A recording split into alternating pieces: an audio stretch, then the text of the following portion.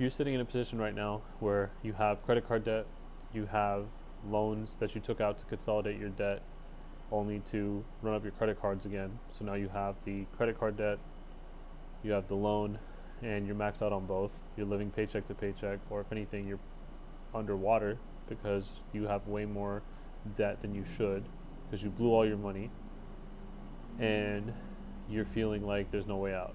Your dopamine is completely fried because you never denied yourself anything that you wanted in the moment. You never controlled your impulses. And now you're in a situation where you don't know what to do. You don't know how to tell your family. You don't know what to tell your friends.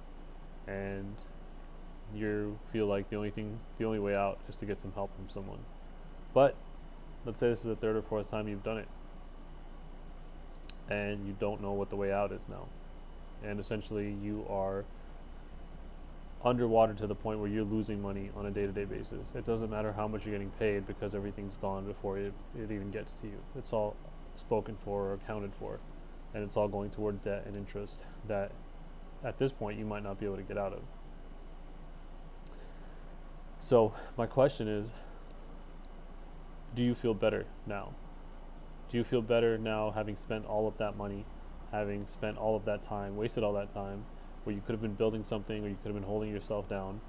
Do you feel better now that you're probably overweight because you spent all that money on food and whatever else you were spending your money on, and just to ignore the little pain or little discomfort that was coming? Every time you felt it creep up, instead of handling it or addressing it or thinking about it, you decided to spend some money or buy some food or do something, indulge in something to escape that pain.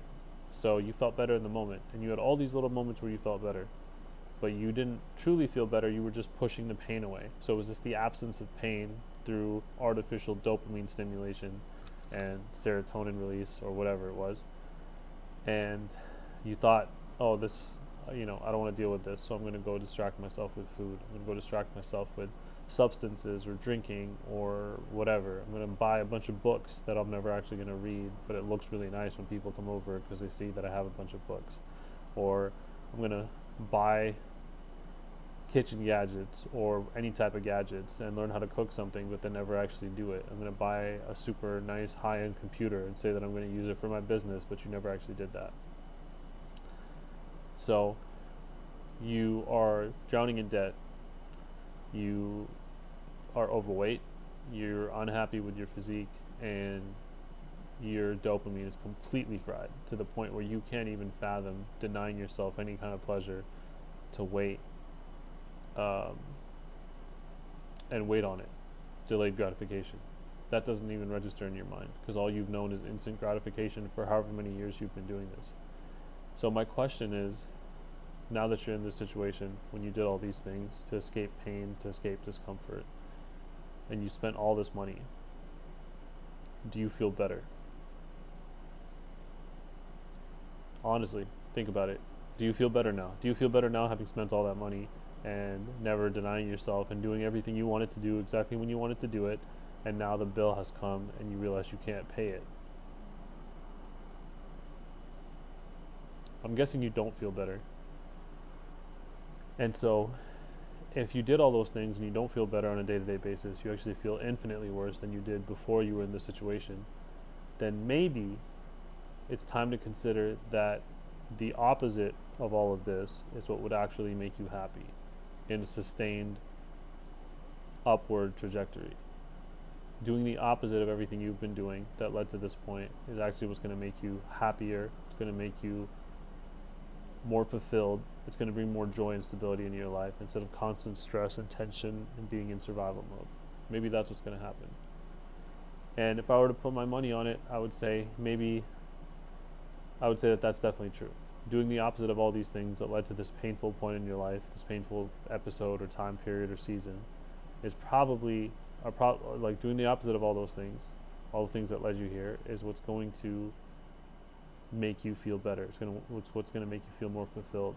What's going to make you feel like a better person overall and give you more strength and build your character. Because maybe what feels good, what feels better than spending money and blowing money on trips or food or whatever it is that you spend your money on, is having that money saved up. Maybe stacking $1,000 in your bank account will feel better than blowing $1,000 on food, because you don't blow it all at once and you don't spend it all at once. But if you've never had money saved up, if you've never stacked money, never been out of debt, then you have no idea how it actually feels. But all you know is that you keep going in this cycle, and at the end of it, you realize how much you hate what happened and how much you hate what you did. So maybe the thing that feels better is to say no to yourself more often. Not all the time, but more often. More often than not, especially when it comes to doing things that you know are only being done to escape the discomfort of your life. And when you don't spend the money and you don't go out and distract yourself, what you're actually doing is giving yourself time to address the discomfort, to address the trigger that leads to that discomfort, to figure out what is going on, why you're feeling the way that you're feeling, and what you need to do to take better care of yourself. Maybe the thing that feels good is to stack $5,000, maybe $10,000. Imagine how you would feel if you did that. Imagine looking at your bank account, knowing that you have no debt, and having $5,000 or $10,000 or $20,000 saved up. Imagine the power and the strength that would come with that, where you tell yourself, yeah, you look at your bank account and you think to yourself, wow, I saved all this money. Wow, I saved up enough money to buy a new car comfortably, instead of, being in a situation where you can't afford one or your credit's crap because you have so much debt. Maybe it'll feel better to deny yourself the food that you keep giving into, and to see the weight on the scale go down. Maybe you'll feel better if you say no to the cravings and the impulses to eat crap and drink crap. And maybe you'll feel better if you see yourself in the mirror every morning and you realize that you're losing weight, that you're getting towards your physique, you're making progress. Maybe you'll feel better if instead of buying 100 books, you just have one book and you actually read it cover to cover. You actually read it and you finish the last page and then you close it. Maybe that feels better than having a bunch of books on your shelves that you never actually read. If I were to put my money on it, I'd say that the latter of everything I said feels better. It feels better to do the second part of what I said. It feels better to hold yourself back, to hold yourself down, to have discipline, to tell yourself honestly and realistically that you can enjoy yourself within reason, instead of just giving in to every single demand or every single impulse that comes your way. And the reason I say that is because that's what I learned for myself. At the end of all of it, when you find yourself in a situation where you can't really turn back, and you think back to all the moments where you gave in to your desires and your impulses and you kept repeatedly doing that, you realize that, this doesn't really feel good. I don't really feel better having done this. And I wish that I would have held myself down in those moments. I wish that I would have been more strict with myself. Because as painful as it is, when you take any kind of step toward what you want to do, even if it's the smallest step you could think of, and you break your old patterns, that immediately builds strength. There's a level of strength that comes from it instantly that if you've never felt it before, it's one of the best feelings ever.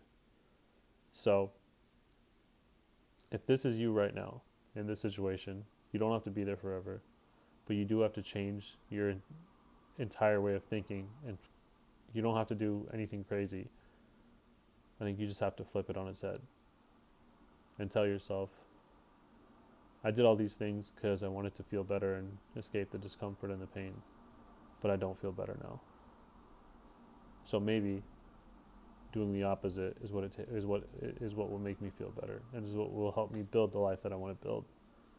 So I don't think that everything major requires a crazy amount of willpower or effort. I think if you're confused or you're lost or having issues figuring out what you should do to improve your life, I think the answer is pretty simple, is that you do the opposite of what you usually do. Look at all the things that you did that you regret and figure out how you can do the opposite moving forward. Life in and of itself is relatively simple. So if life isn't where you want it to be and you know what habits got you there, then just start doing the opposite and see if that works for you.